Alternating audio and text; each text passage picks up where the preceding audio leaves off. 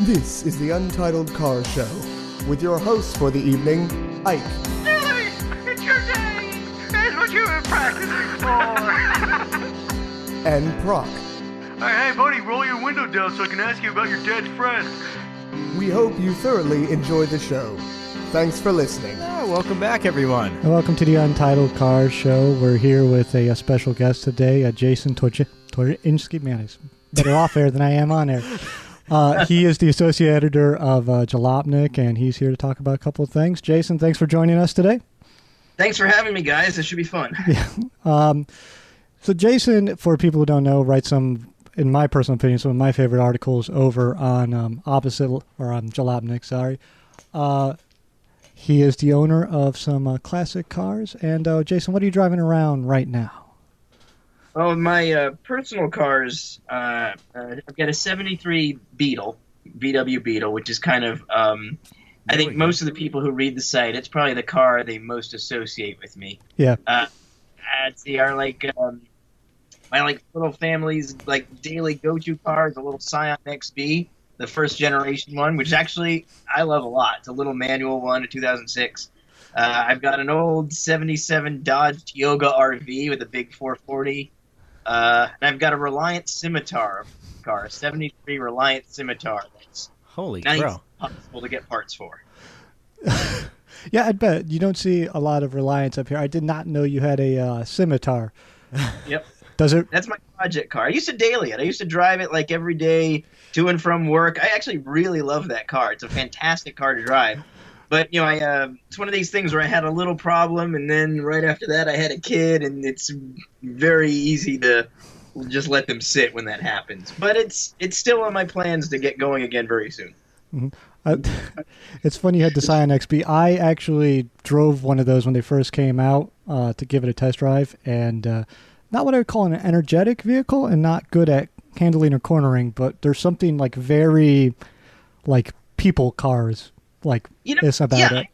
It's very much in the vein of, in some ways, I feel like it's as close to a modern, Beetle or 2CV or just a general purpose, just car, just a people's car. It's cheap. It's incredibly flexible. I actually even had Tiff Needell, the host of Fifth Gear and the race driver. Yeah. I was doing a thing over at Willow Springs outside of L.A. at a track, and I had him whip it around the track a few times at Horse Creek Mile off of at the Willow Creek track, and it was hilarious.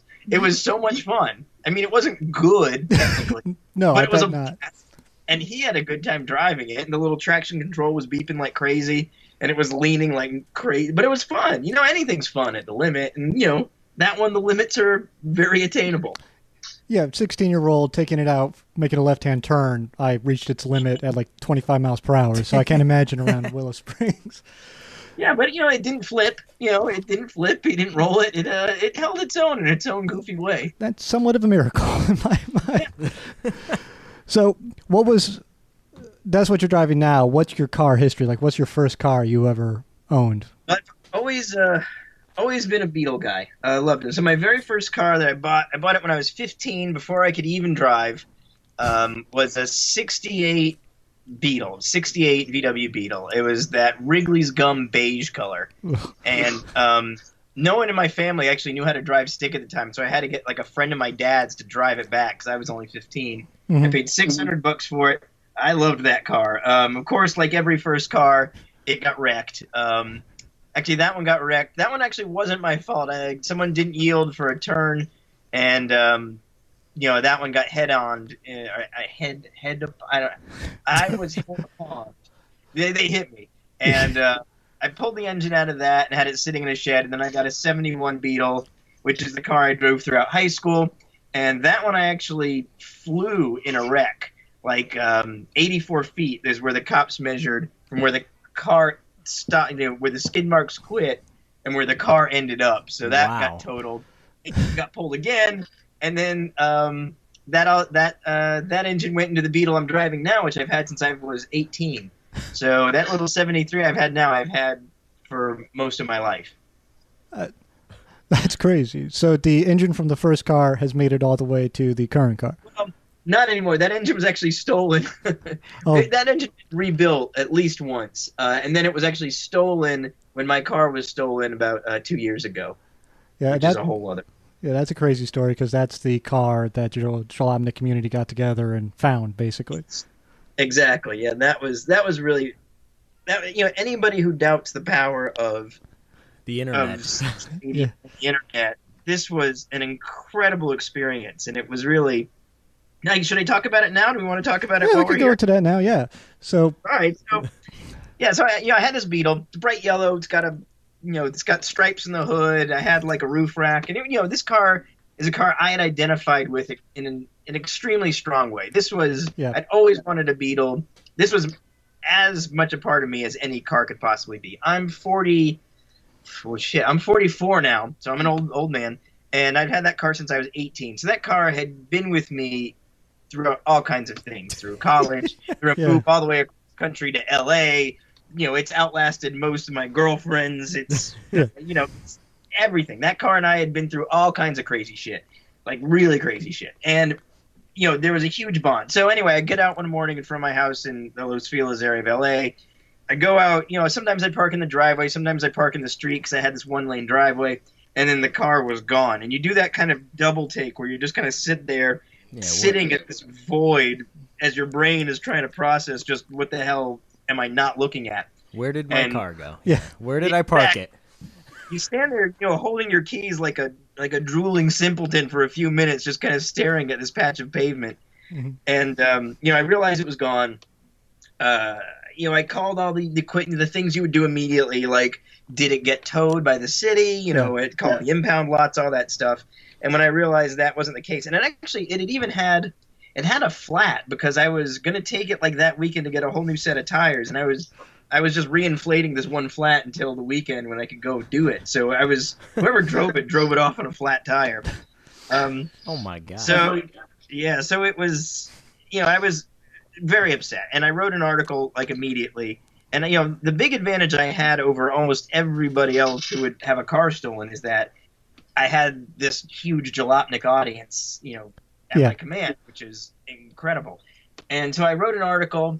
People started to get on the lookout. Also, because of Jalopnik, I had a lot of connections for people. Like I knew the guy who ran Jay Leno's garage, and he was able to call the cops and actually have them look for the car, which is not something LA cops usually really bother with for a stolen car, especially not a stolen 73 Beetle that has, probably a book value of a handful of pimples. So, the cops were looking.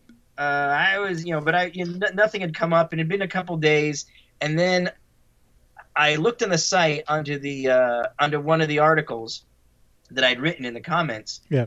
And there was a picture of the car, and the Beetle was there. It had clearly been partially stripped. Headlights were gone. The roof rack was gone.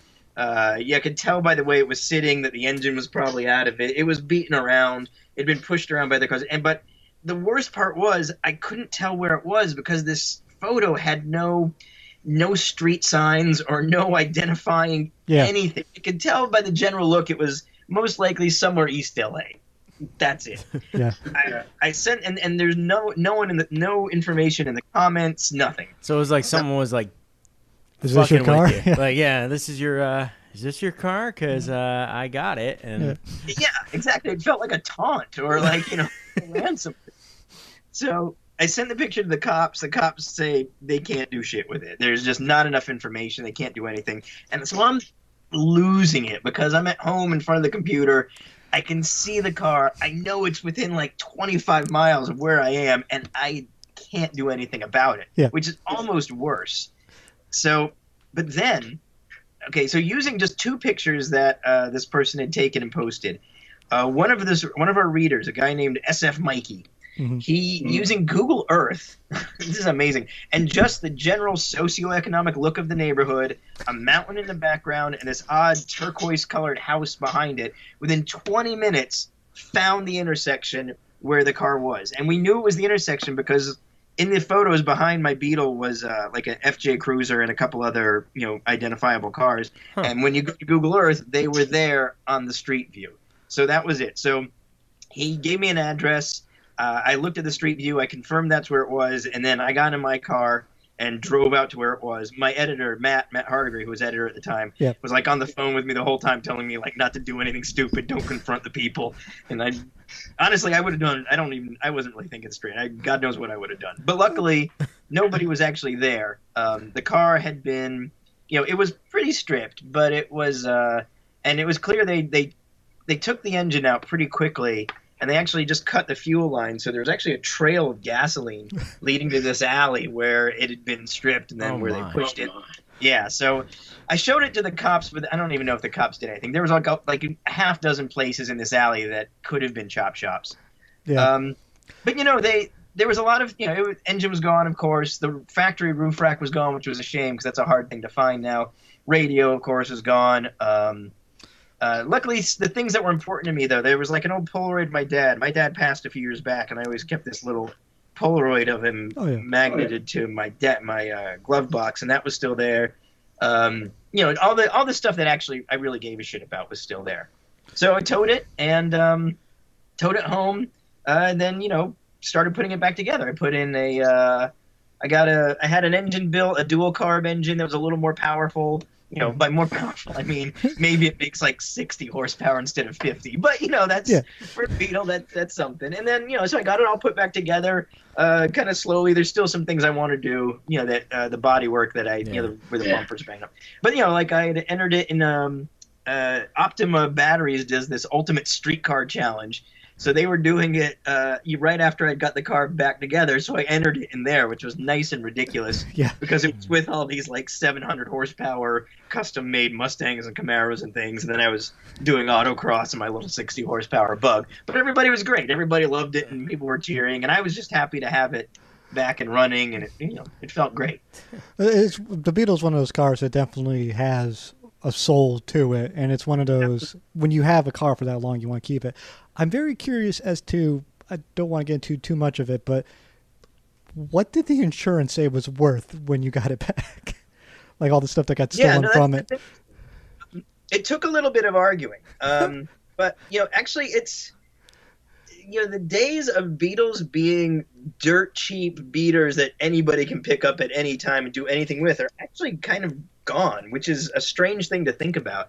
So the value of Beetles is actually going up a little, and there's enough decent Beetles out there that are selling for decent money that I was able to make an argument for.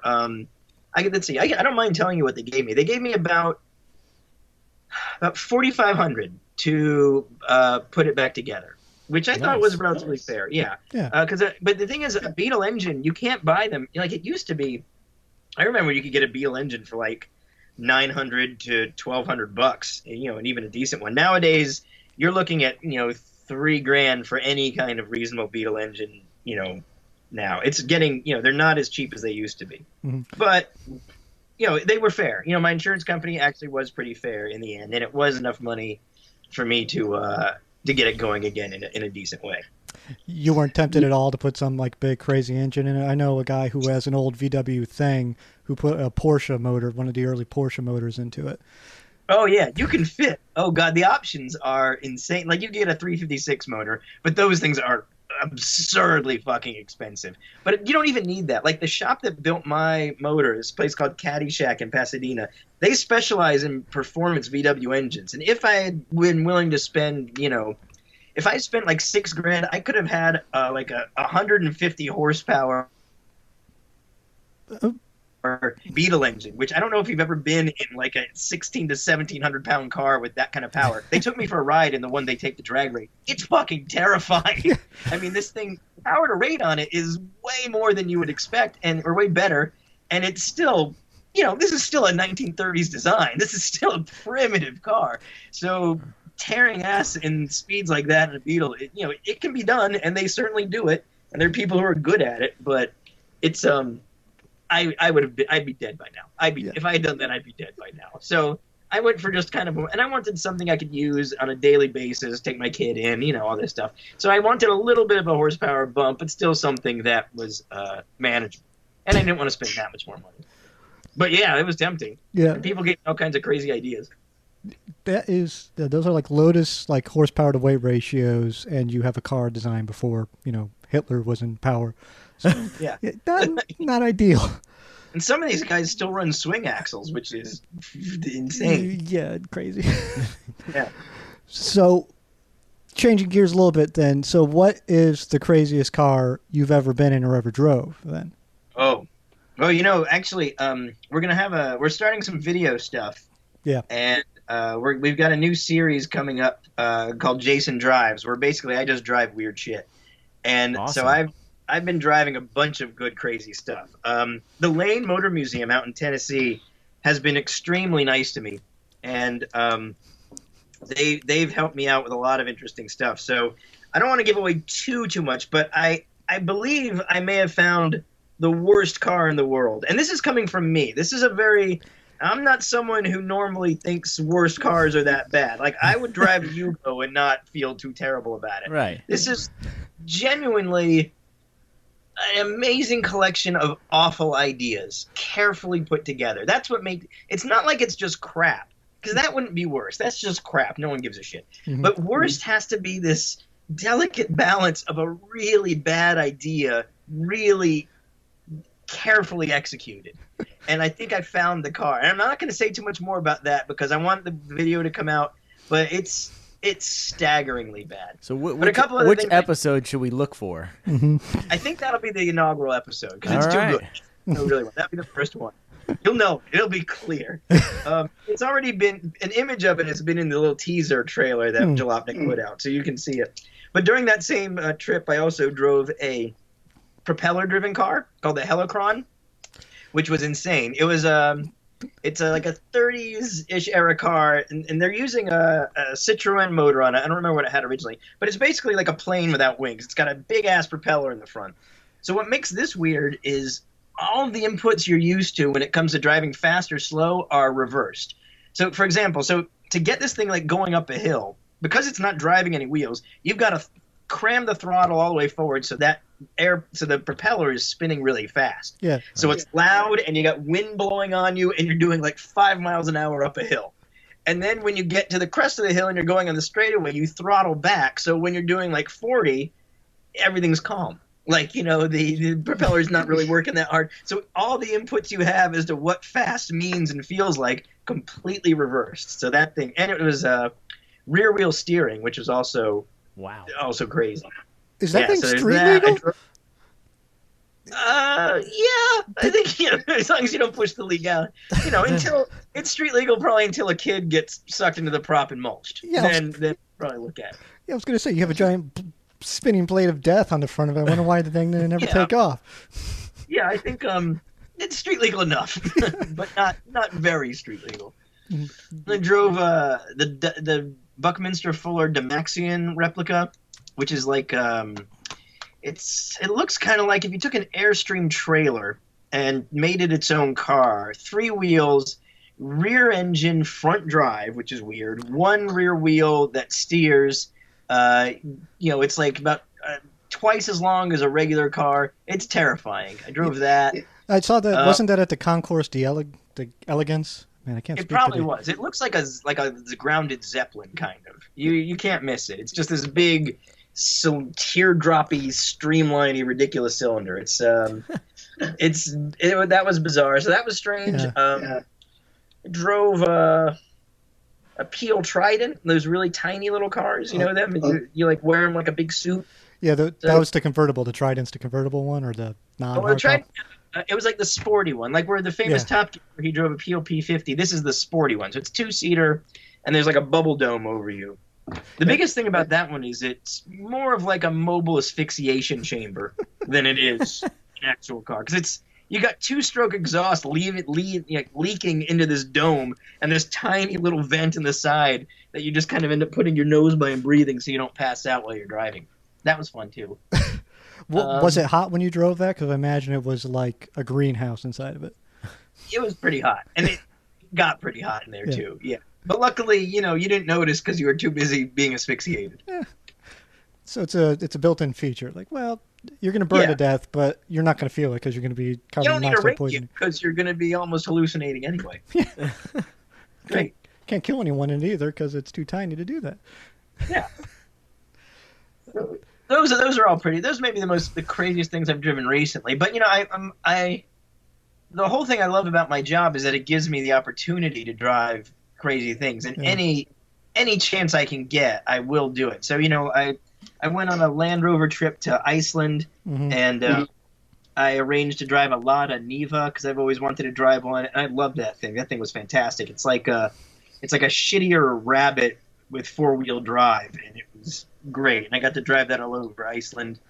I went to India, and I paid one of the like the little 3-wheel auto drivers. Yeah, they use them there too. They call them auto rickshaws there. But I paid a guy to let me drive that through New Delhi traffic, which was terrifying. And a lot of these things, it's funny how I've been on a track. I've driven like a Viper on a track, and I've driven like the 666 horsepower Shelby Cobra thing on a track, and all those things are scary and they're fun kind of way, but it's more controlled. Even things like the Viper and that Shelby, which are a little more ragged than a lot of track cars you would have, are still pretty composed. But when you driving that 3-wheel auto rickshaw through New Delhi traffic was probably one of the scariest experiences. It was that whole India trip. The driving was.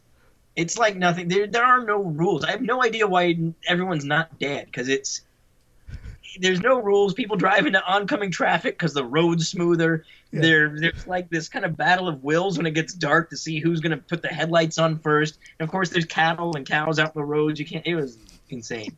But that was nice and bonkers too. Please, I'm assuming your wife wasn't with you when you did this. No, she, a lot of these are press trips, so sadly spouses can't go. She definitely is. I get some shit for it sometimes because I do get to travel a lot, and I am working technically, but I love my work, so it's hard to see too bent out of shape about it. They usually can't come on these trips. It'd be fun to bring her. She's pretty adventurous, but. Yeah, I can't imagine any woman on the face of the planet would think getting into a tuk-tuk and letting you drive it in basically bumper-to-bumper traffic out there would be a good idea. Well, I feel like if she was there, she may have gone for it. I don't know. I don't think she wouldn't have. She might have. Do you think that's the craziest thing you've done, driving cars? Let's see, is it crazy? Let's see. Well, that was, well, you know what? In some ways, I was just actually in Italy for the Mille Miglia, and I didn't actually I got to drive a modern Jaguar, but I rode in a 50s era Jaguar with, that was part of like the Jaguar heritage team. Yeah. And that was pretty alarming too, because you're in a 50s era, that's like a bathtub basically. It's shaped like you're in a bathtub. There's no seat belts, and you're driving. And the way they do the Mille Miglia is it's on public roads, and everybody knows that the race drivers are there, but it's still open to public traffic. So we're doing about 120 down a tiny-ass 2-lane road with blind curves and, traffic coming in both directions, and, you're weaving between lanes of traffic, with zero crash protection. It's the kind of thing where – and I was navigating, so I had to, read this Byzantine rule book, guidebook, and figure out the hieroglyphics and keep tabs on this little mileage indicator to know when to tell them to turn. So I was kind of focused, but if I had stopped what I was doing long enough to really think about what was going on, I might have shit my pants. So I'm kind of glad I didn't, because it was fast and barely in control and zero safety equipment. It was pretty amazing. I've driven roads out in Italy, and just driving on the roads not in that sort of condition is terrifying enough. Takes confidence. Yeah, and then the guy driving this thing was nothing but confidence. His idea was like, if you're worried or in trouble, get harder on the throttle and things will just kind of work themselves out. And then, he was also of the school, you don't even want to put on the seatbelt because in the wreck you want to get flung from the car. Yeah, you'd rather go through the windshield and into the grass than... There was no windshield. You're just going to get flung somewhere. But I guess, some of what's around you is soft, so maybe you'd be okay. The car will catch fire or you'll be on the pavement. It's like Sophie's choice as to what you want in one of them old cars. Yeah. So out of all, just changing again, of all the cars you've ever driven then, which one would you say is your favorite, besides the Beetle, obviously?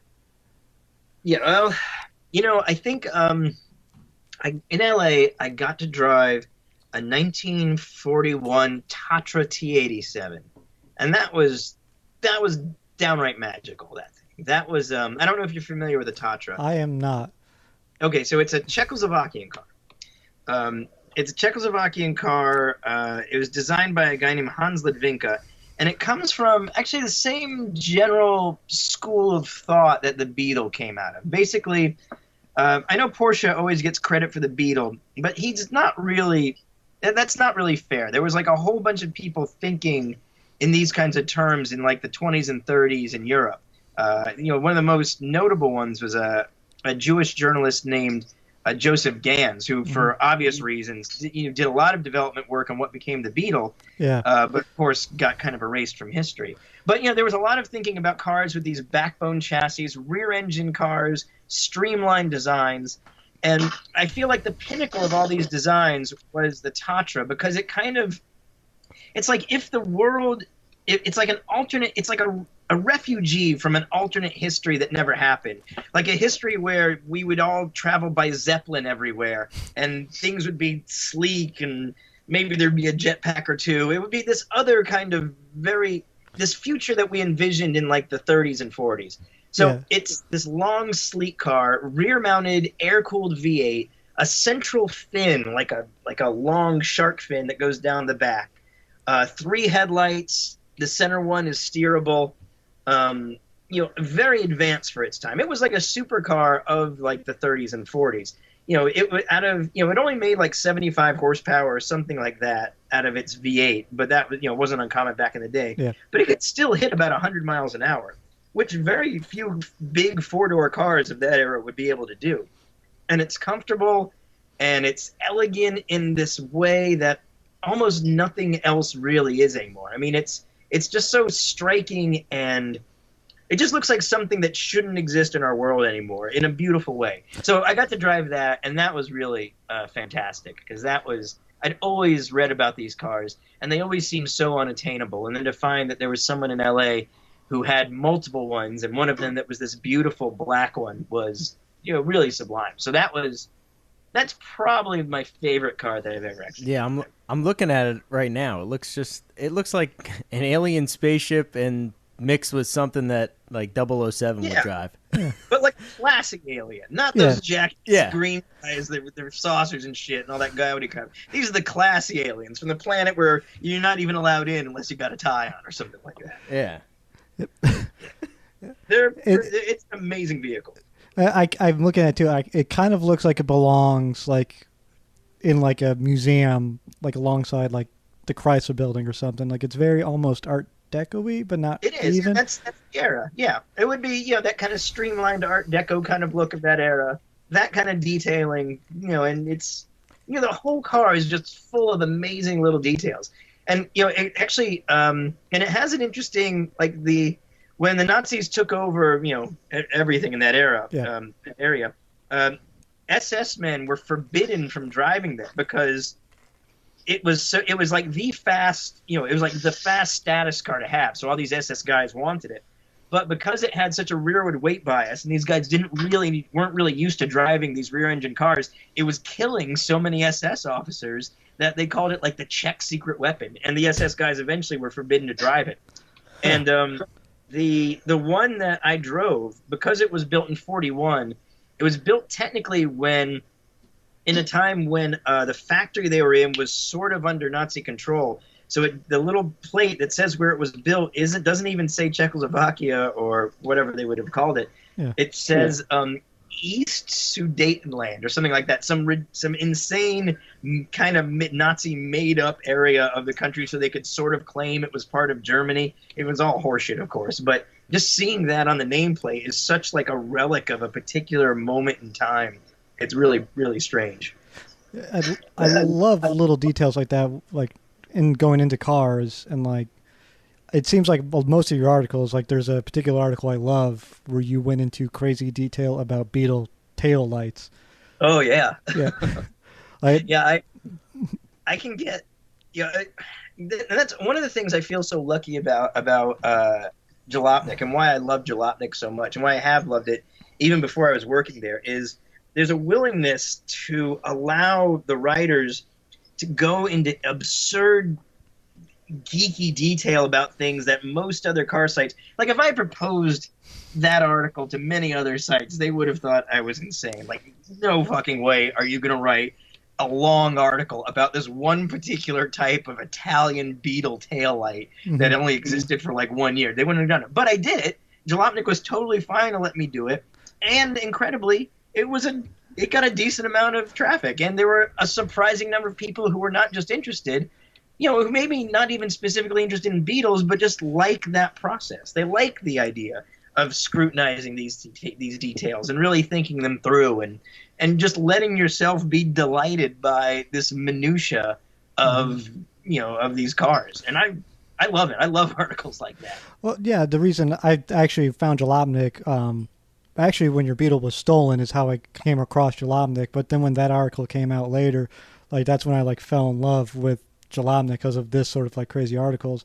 Because it's kind of like you have the car geek culture kind of like moving in, where you have this different aspect than like Hot Rod magazine per se.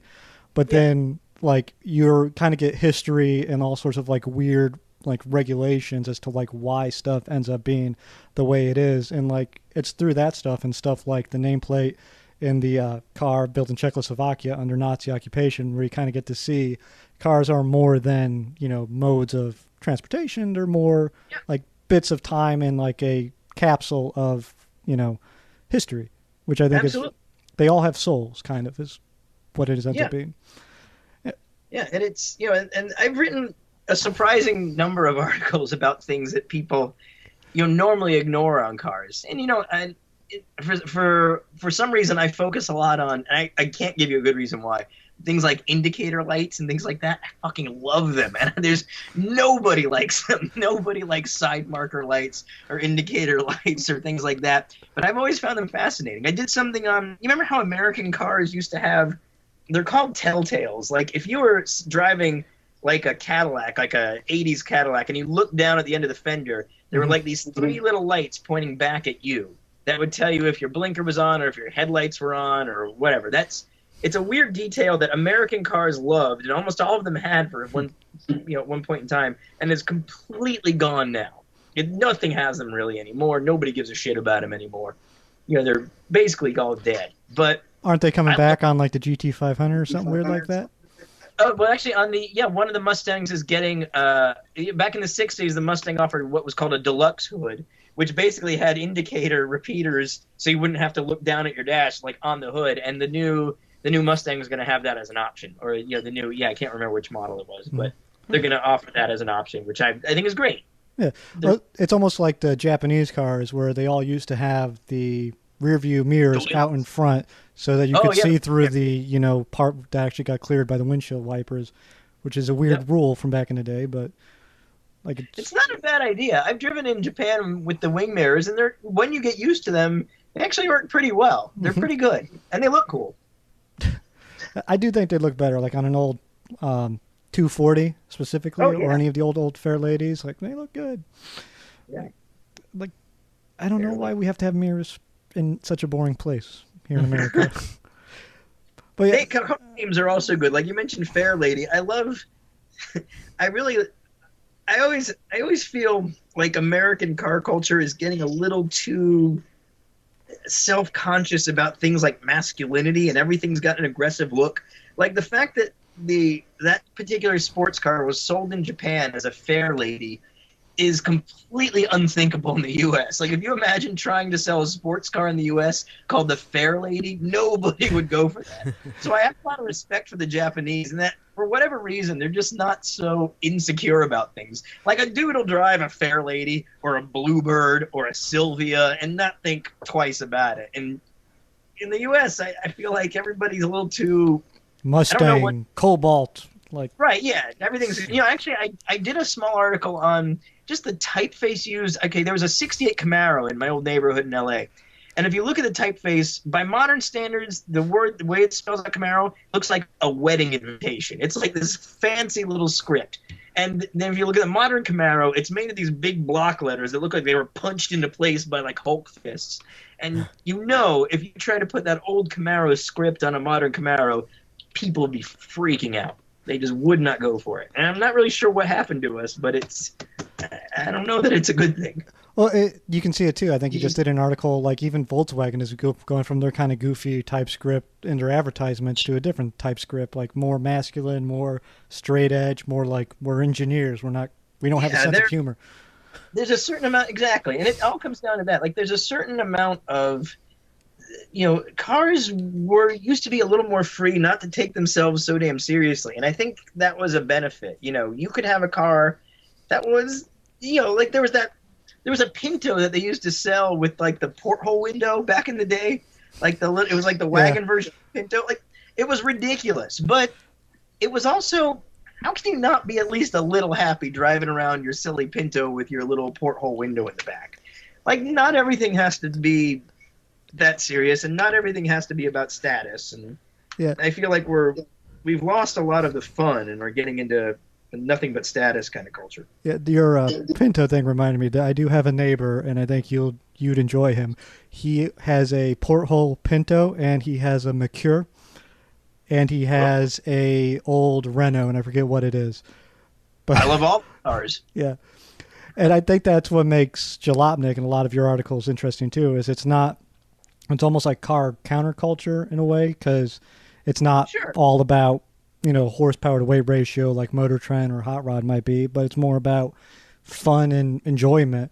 Like, we want to be, we love going fast. We love good horsepower. We love we love muscle cars. But the thing is, I think it's important that we will always welcome anybody who likes any kind of car, no matter what, because it's all interesting. And a real gearhead, like, I can be interested hearing hot rod guys talk about, the most straightforward, T-bucket hot rod, as well as hearing a steam car guy talk about an 1845 Roper steam car. And the thing is, it's all interesting. They're all still cars, and they've all got a place. And the idea of the rivalries, the old school Ford Chevy rivalry, or all this stuff where people will have nothing to do with like an import tuner car or whatever, that's all horseshit. It's a car, and they're all fascinating in their way, and everybody's doing something worth looking at on some level. And I think that's what Jalopnik does best, is we're as general interest a car site as there is. And that doesn't mean shallow. That just means everybody's welcome. I don't care how crazy or where else you've been run out of automotively, we're going to welcome you over at Jalopnik, no matter what. And I like it, too, because you kind of have like the geek culture meets the car culture. Like, sure. You have your own art installation coming up in Indianapolis here. It should be this summer. It's going to be it's pretty soon, actually. August 6th, I think it opens. So one of the things I do, I'm also like a sculptor or installation artist. I've been doing that for a long time. And I've done different kinds of things. I did, for some reason, I've done a lot of video game related artwork. Like, I made a giant 15 times scale Atari joystick that worked. So it's just like a colossal Atari joystick you can plug in. And that was shown around LA and a few other places. Hey, that might be good. That might be good for that movie coming out. Where they stole your idea. Yeah, it would be. And so I did that. I've done I did this fake arcade cabinet that was a Kyrgyzstani like polo game. It's like they play a game in Kyrgyzstan called Ulak Tartish, which is like polo with a headless goat carcass. And I made like a hoax video game of that. Hypothetically, if this had been built in that era in like the 80s, what would this arcade cabinet have been like? And so I put that out there, and I had it as like I put it like it was real for a long time before I admitted that I just kind of made it up. So I did that, and I did these giant Space Invader sculptures where I basically took the single pixels of each invader and then scaled them up to like a foot by a foot, and then built these massive wooden invaders that were in a public art space. So I'm doing a lot of that. So what's coming up next is I'm at the Indianapolis Museum of Art. They came to me because they were doing a car-related exhibition, and they wanted to know if I wanted to do a piece for it. So they wanted me to use their amphitheater. So in the amphitheater, I decided let's project pole position, like an 80s era pole position from, I'm using an old Atari 400 computer, which does a decent pole position, onto this huge screen. And then I'm getting a real car, and I'm going to wire up the steering wheel and the pedals and the shifter. So to play pole position, you're actually going to sit in a real car, and you're going to move the steering wheel. And then we're going to kind of make the real car look sort of pixelated as well. And I'm very excited about the car we got, because we found an old a Lancia, like a non-running Lancia to use for this thing. It's a Lancia Zagato, and so it's like the perfect 80s sports car to use for this thing. And I'm right now, I'm working with a fabrication company out there to get it kind of pixely looking.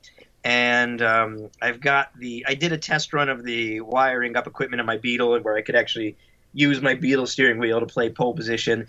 So I'll get out there, set it all up, and hopefully people will come out and play gigantic pole position out in the real car. And the pixels will be like the size of bricks. I mean, they're going to be huge. So it should feel immersive, but like you were immersed in a low resolution world. So I think it'll be fun.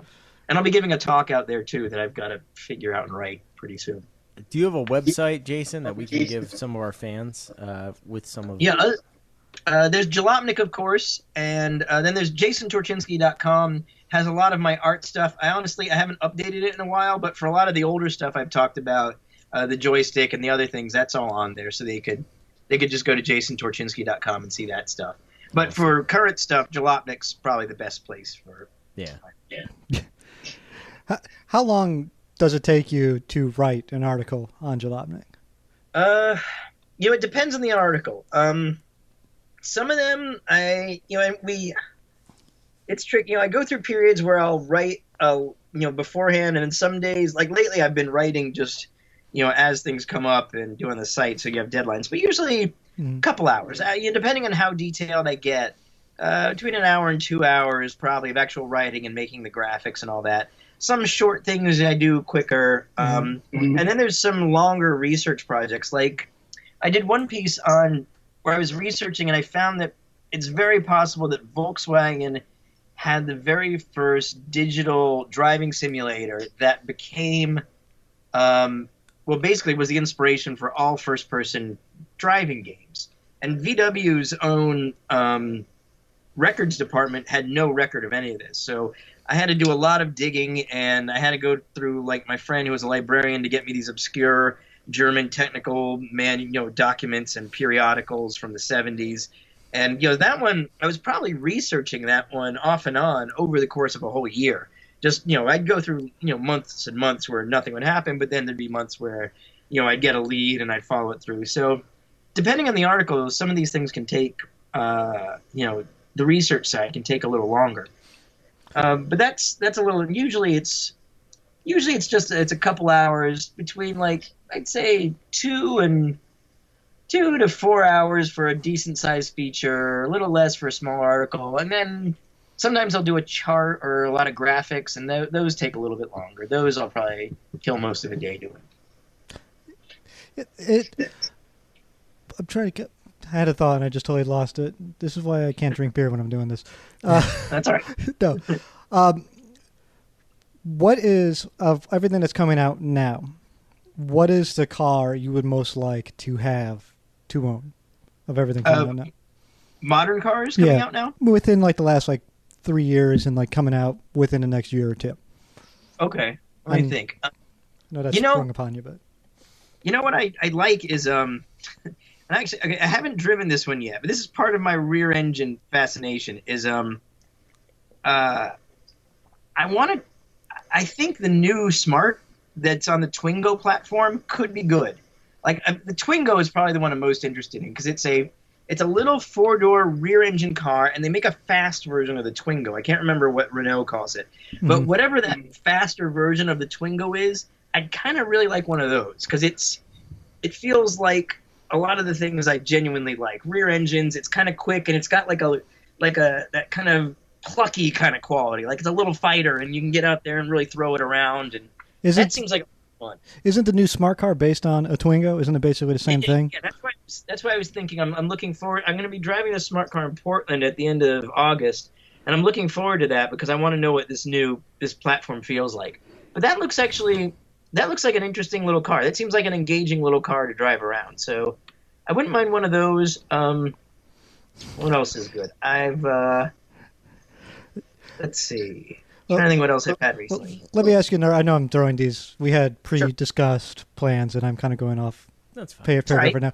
So between mine and Proc's car that we own, what do you think you'd like to own? I own a 2005 V70R Volvo, a Ford Fiesta, just basic one, and a old 91 Volvo 740. And Proc has a Nissan Xterra truck, an 04, and a 93 Corvette.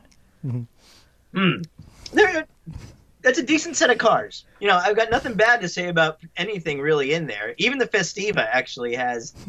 That's the little boxy one, right? The little the one that Kia made. No, it's a Fiesta. It's all right. That was a minor technical glitch there, folks. So I don't know exactly where that cut off on us, but we're back. We were talking about what cars of between the two of us. Okay, so which we're picking? So we got a new Festiva, we've got a 93 Vet, we've got an Xterra. It's the pickup truck, right? No, it's just the SUV. Oh, right, yeah, that's right. They don't call it. Basically the same thing as the Frontier, but with the Frontier. Yeah. That's it. So we got the SUV, and then we've got you've got two Volvos. You got a V70, and what was the other one? It's a V70R, and the other one's a 1991. To give you an idea, it's the 740 station wagon, and it is, no lie, a piece of crap. Not trying to bias you at all, but... I do like those 740 wagons, though. That's the problem. They are good wagons. How bad a piece of crap are we talking here? No headliner, cracked, leather seats, speedometer doesn't work, tachometer kind of works sometimes. And he plasti dipped the whole thing. The whole thing's blue. Really? And You're just selling this to me now. It's all plasti dipped? It's all plasti dipped. That's done, that car. Yes. Plasti 740 wagon? Are you kidding? Yeah. It's got no radio either. Trying to think what else is wrong with it. And the odometer stopped working a long time ago. So according to the title, it's only got 78,000 miles on it, but who knows what it actually has. Is it a manual? No, unfortunately not. That's right. That's my one problem with it. I'll find a manual for it. Plasti dip is really selling me. Look, you could have a great time in that Corvette. Xterra is a good SUV. V70, the newer Volvos are okay, but I still kind of prefer the weird razor edge boxy ones. Shit, I'm gonna go with that. I'm going with your shittiest car. Excellent. I'm going with the Volvo. Yeah. Yes.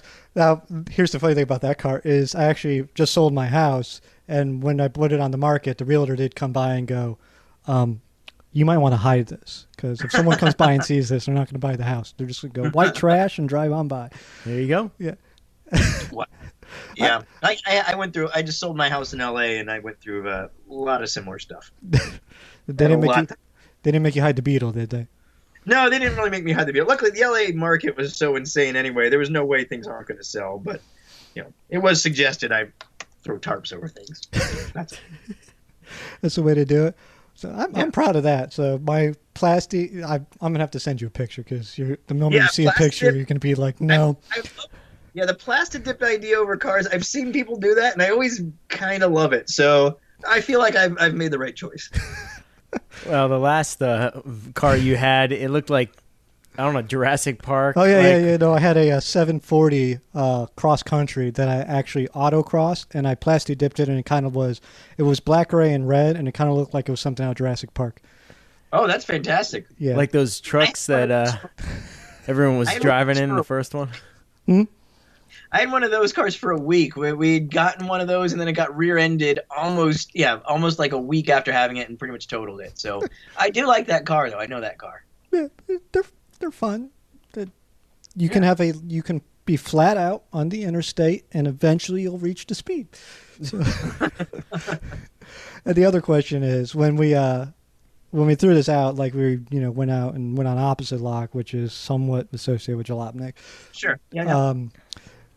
I asked who we should get, and the person who brought up you was a user by the name of ELULY, who's on the site, and he wanted me to ask what you think of his traveling torch bug. I love post.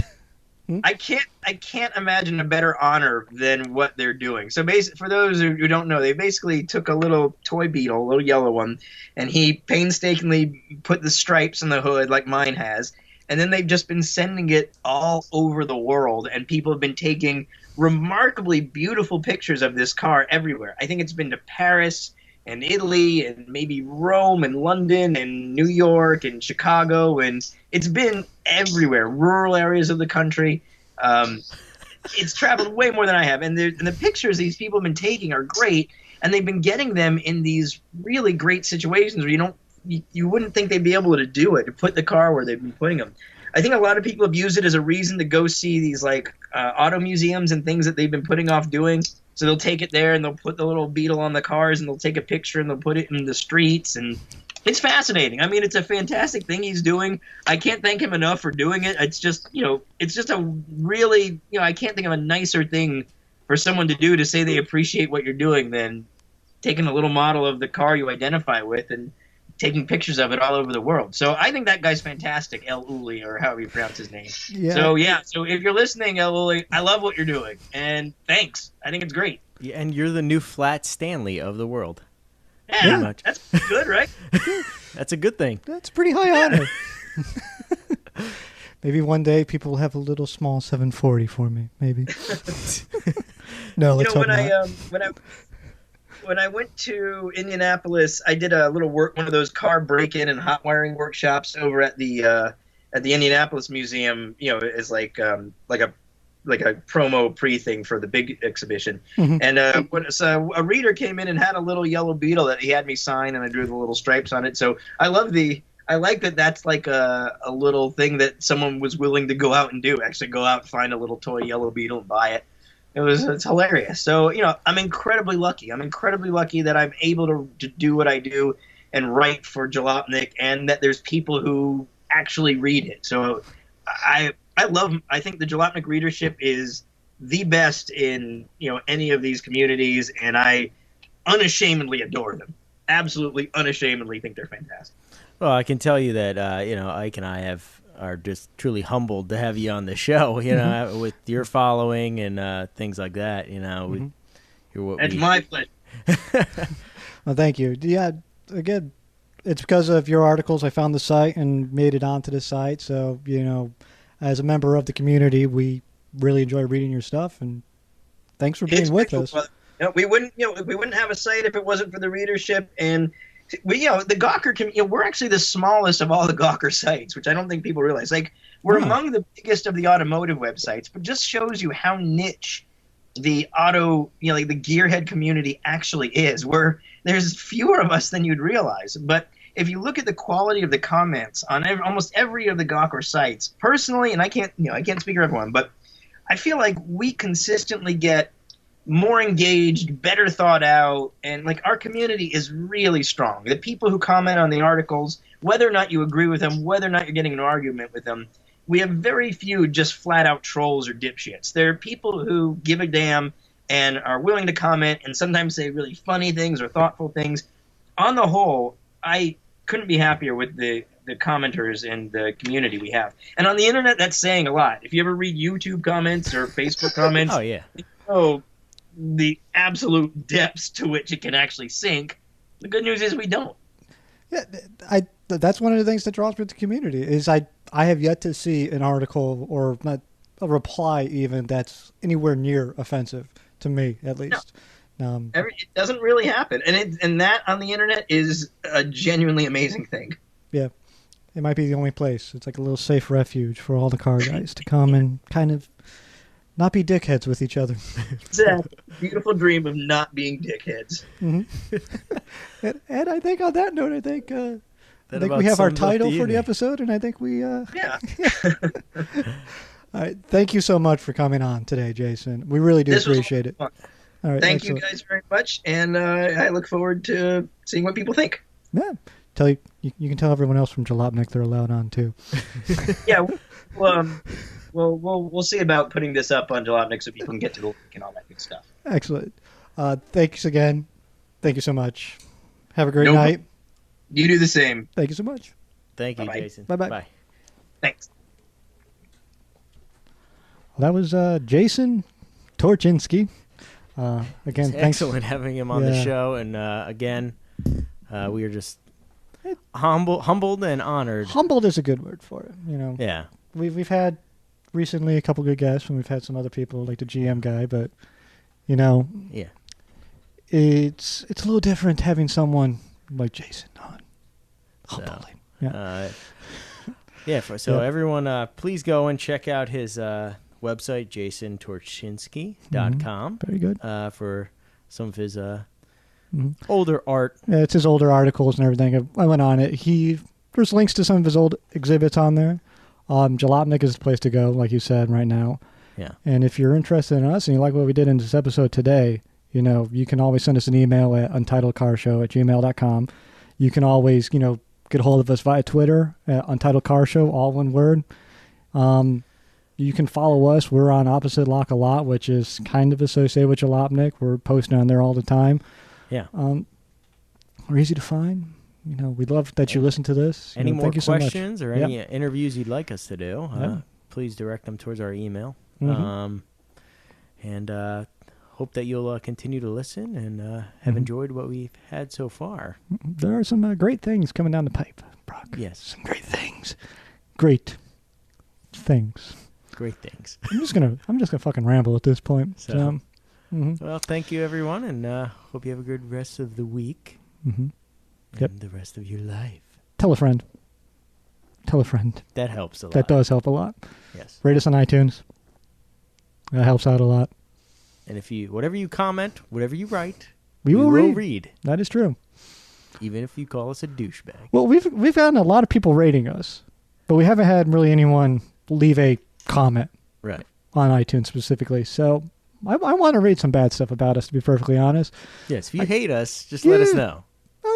If you like us, but you want to send us bad things to read on air, then We'd appreciate that. yeah, that's fine. All right. Well, thank you, everyone. Thanks. See you later. Mm-hmm.